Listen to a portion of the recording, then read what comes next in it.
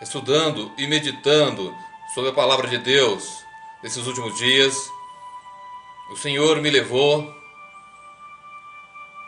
ao livro do Apocalipse, no capítulo 7, do versículo 9 ao versículo 14,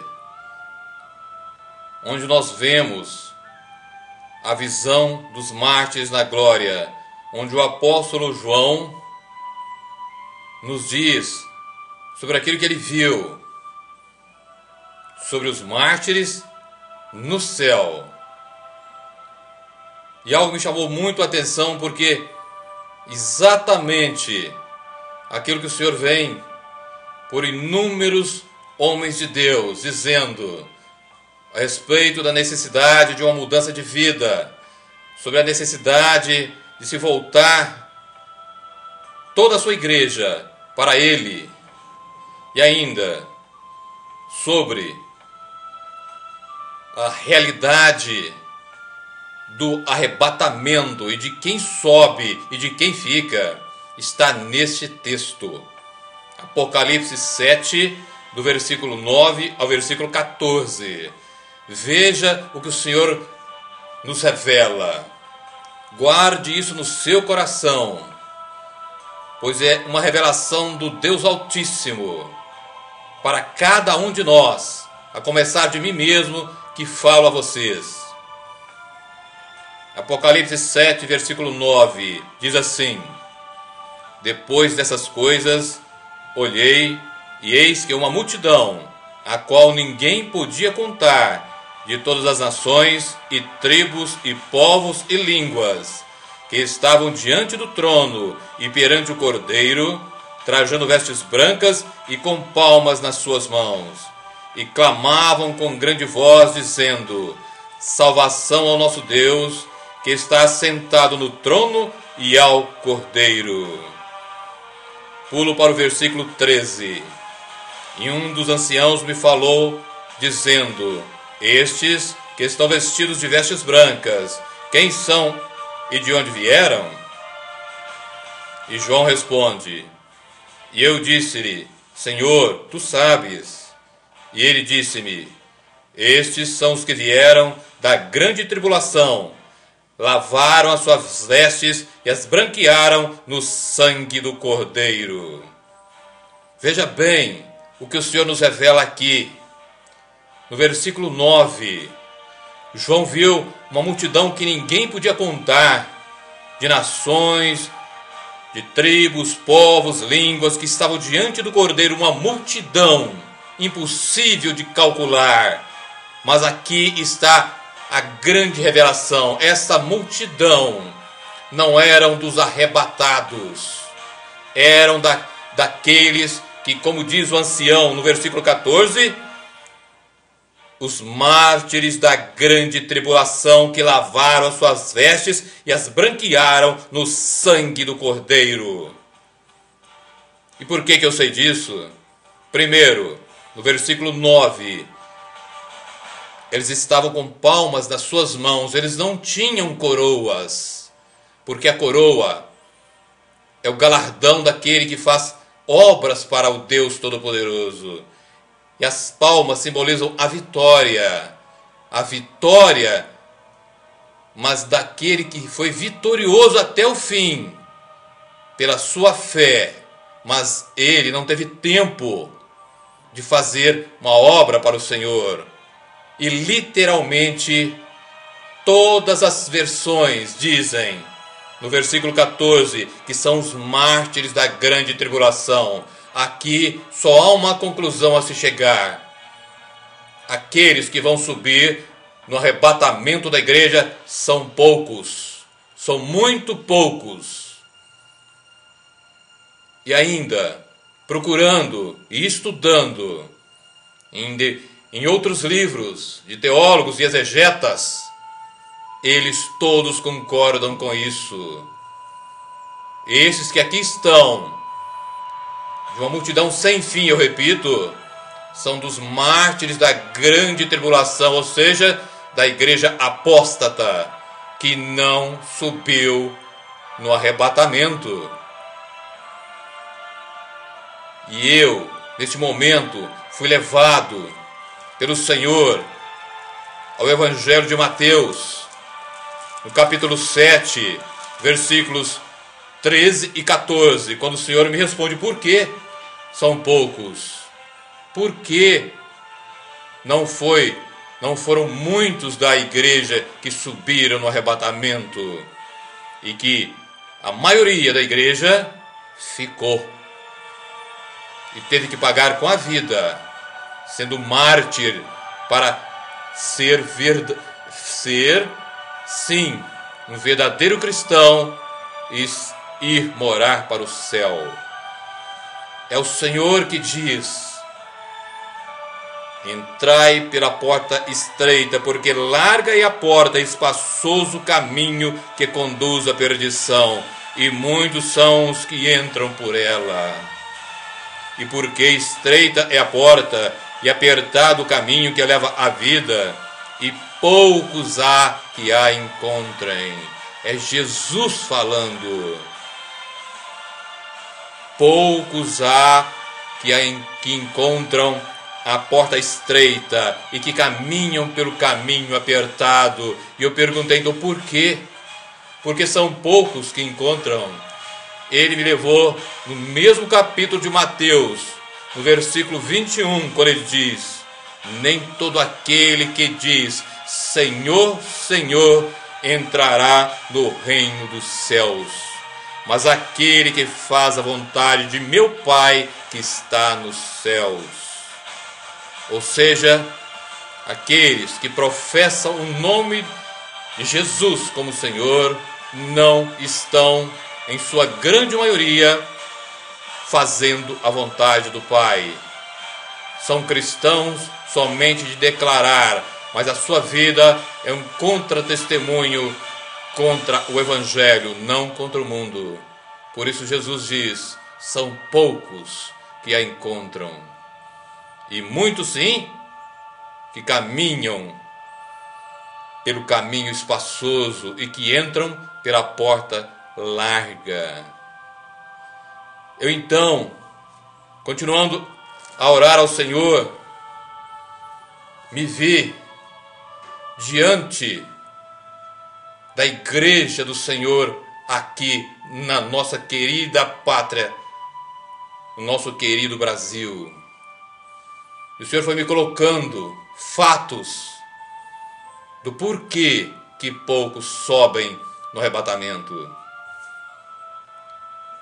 Deus, o Deus Todo-Poderoso, o Deus que é santo, o Deus que é perfeito, o Deus que é sagrado, o Deus que é amor e que é misericórdia, mas que é justo, que exerce justiça, tem algum dever para com um país que, apesar de ele ser considerado um dos maiores países cristãos do mundo, é um país que verdadeiramente odeia a Deus e a verdade. Será que Deus tem dever para com um país assim? Um país, uma nação, um povo que tem uma sociedade, que tem leis, que tem uma política que é totalmente corrupta? Uma nação que se esqueceu dos mandamentos de Deus? Um país que tem uma santa de barro como padroeira?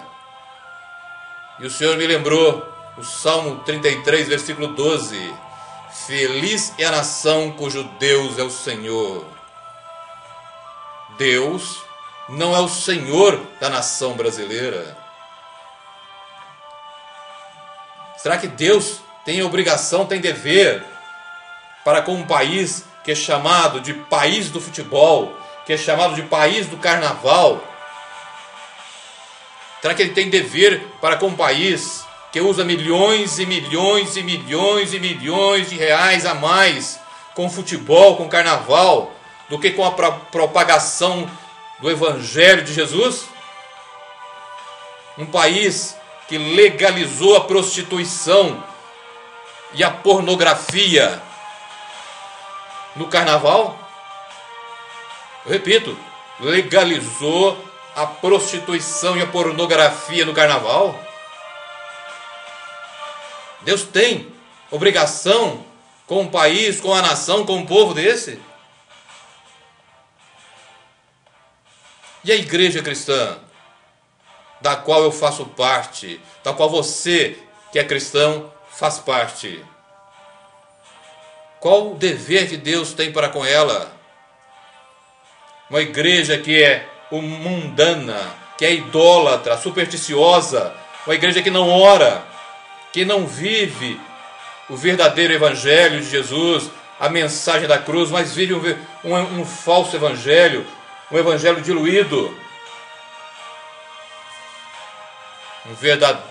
um evangelho sem poder algum, um cristianismo baseado e sustentado por movimentos humanos, sustentado por crendices, sustentado por amuletos. Será que Deus tem dever para com a igreja assim? Para com o cristianismo vivido assim? Os cristãos, entre aspas, acreditam muito mais numa rocha ungida, um telefone ungido e tantas outras crendices em meia ungida, em redinha ungida e tantas outras superstições, lenço ungido, etc, etc, etc. Acredita muito mais nisso do que no evangelho sagrado de Jesus Cristo, do que na santa palavra de Deus. Um cristianismo onde 95% ou mais das igrejas pregam e vivem a miserável e famigerada teologia da prosperidade. Eu repito, qual o dever de Deus para uma igreja, para um cristianismo assim? Para uma igreja onde os pastores, onde os ministros de megas ministérios, de mega impérios estão constantemente envolvidos em lavagem de dinheiro, em corrupção, em adultérios, em idolatria.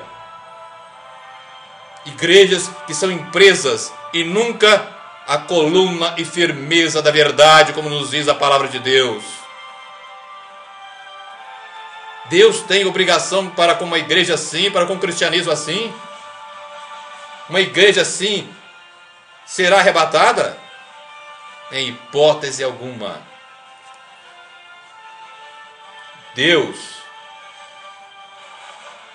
tem compromisso com quem deixou de ser a noiva do Cordeiro e se transformou em amante do mundo? Igreja onde a maioria, a começar do pastor, nunca nasceu de novo e continua dizendo que é cristã. Qual o dever de Deus para com uma igreja, para com o cristianismo assim? E para com uma nação como a brasileira? Responda-me. Pois eu creio que ele não tem dever algum. E o Senhor só não executou plenamente o seu juízo contra esta nação, contra nós, como a igreja, que representamos a igreja cristã, e também contra inúmeras outras nações do mundo, por uma só causa. Ele só não executou plenamente ainda o seu juízo contra este mundo perverso, contra essa sociedade sem Deus, contra essa igreja que caminha mais em favor e através de modelos e de sabedoria humana, de movimentos humanos, como já disse. Ele só não executou por uma razão.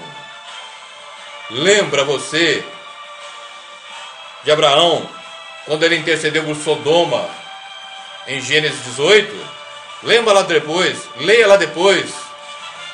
Gênesis 18, quando ele intercedeu por Sodoma. Somente Abraão intercedia por Sodoma. E o mesmo ocorre hoje. O que eu quero dizer é que existe uma pequena porcentagem, e por causa de alguns poucos cristãos e de umas poucas igrejas que vivem intercedendo pela nação, pela igreja brasileira e inclusive pelo mundo, tão somente por isso o Senhor não executou ainda plenamente o seu juízo.